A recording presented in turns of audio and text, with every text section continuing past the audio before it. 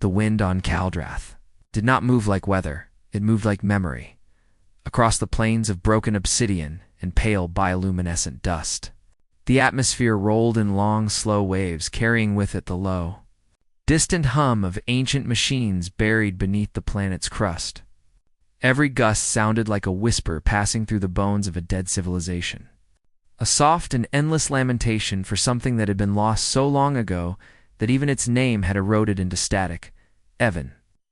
Thorn stood at the edge of a shattered ridge, his boots half sunk in glowing ash, his breath fogging inside the cracked visor of a salvaged pressure helmet.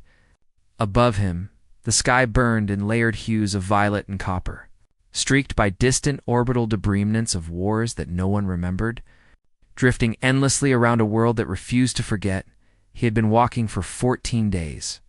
14 days since the last. Human transmission faded into nothing. 14 days since the colony ship. Horizon's wake had broken apart over Caldrath's atmosphere like a dying star, scattering what remained of Earth's final survivors across a planet no human had ever meant to touch. Evan no longer knew how many of them were left. He only knew that he was still breathing, and sometimes, in a universe this empty, that felt less like survival and more like a cruel mistake. The suit he wore had once belonged to a geologist from New Vancouver. Could still see her name stenciled faintly on the inside collar. Worn away by time and friction, the oxygen recycler wheezed like a dying animal. His radiation meter clicked softly at his hip. His left knee ached with every step.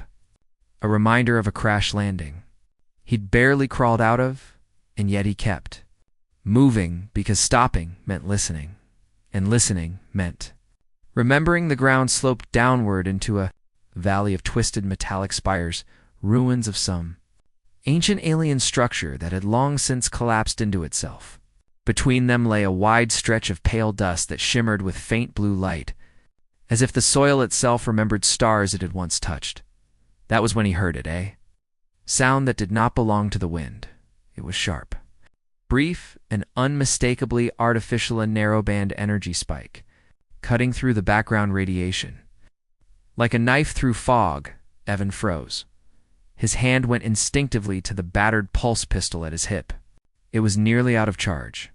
He doubted it would stop anything native to Caldrath anyway. The sound came again.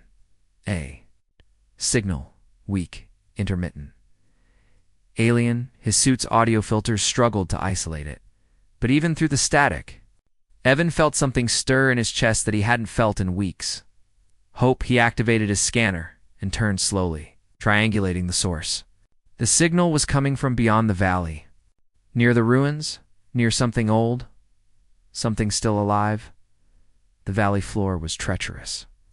Patches of dust hid razor-sharp crystal growths beneath, and occasional thermal vents exhaled waves of invisible heat that could blister exposed skin in seconds. Evan navigated it carefully, each step deliberate, each breath measured as he moved. Memories drifted in uninvited earth, blue oceans, clouds rolling over green continents that no longer existed.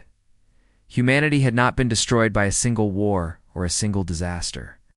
It had died slowly, 1,000 cuts inflicted by climate collapse, resource wars, and the quiet, relentless entropy of a civilization that had grown too large for the planet that birthed it. Caldrath was supposed to be the new beginning. Instead, it had become a grave.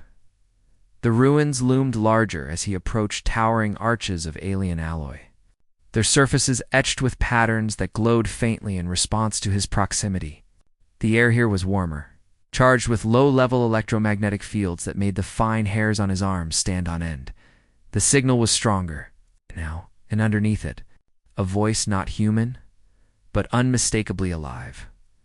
Evan slipped between two fallen pylons and nearly stumbled. In the center of a circular depression in the ruins lay a figure. She was not human. Her form was tall and slender, her skin a soft, opalescent silver that reflected the alien light around her. She wore shattered armor that looked grown, rather than forged curving plates of crystalline metal fused seamlessly to her body. One of her legs was twisted at an unnatural angle. Dark, luminescent fluid blood, perhaps seeped into the dust beneath her and in her hand. A broken spear. The weapon was as tall as Evan was, its shaft cracked, its blade dull and fractured. Yet even in its broken state, it radiated a quiet power that made the air around it feel thick and heavy. The alien woman's eyes fluttered open. They were a deep, luminous blue, filled with pain and something else. Feared, she tried to raise the spear. Her arm shook. The sound that escaped her lips was not a word, but it was close. A soft, broken cry that echoed strangely through the Evans. Evan didn't think. He just moved. He crossed the distance between them in a few hurried steps. Kneeling beside her as the ground trembled faintly beneath his boots. "I'm not going to hurt you," he whispered, though he knew she couldn't understand him. "I swear." The ruins answered him with silence. Something shifted in the shadows. Evan felt it before he saw it, a pressure in the air. A subtle distortion like heat rising off stone. Predator Scaledrath was full of them. He turned just in time to see the first of the creatures emerge from behind a fallen spire. It was low to the ground, its body segmented and plated in dark chitin. Its many eyes glowed with a cold, predatory intelligence. Another followed, and another. They were drawn by the energy of the ruins, and by the wounded. Alien lying before him. Evan's pulse, pistol, wouldn't be enough. He knew that his gaze fell to the broken spear. It hummed faintly under his fingers as he reached for it, like something waking from a long sleep. The alien woman tried to protest, but she was too weak. "I'm sorry," Evan murmured. Closing his hand around the shaft, the moment he lifted it, the world changed. A wave of force rippled outward from the spear, invisible but undeniable. The ruins around them flared with light, ancient symbols igniting across the alien metal as if recognizing something long forgotten. Evan staggered, not from the weight, from the sensation. The spear was not just a weapon, it was a key. The predators hesitated, their instincts screaming at them to flee. Evan raised the broken spear, standing between the wounded alien and the encroaching darkness. "I don't know what this is," he said to the empty air. "But you're not taking her," spear answered. Light surged through its fractured blade, knitting the cracks together in a web of luminous energy.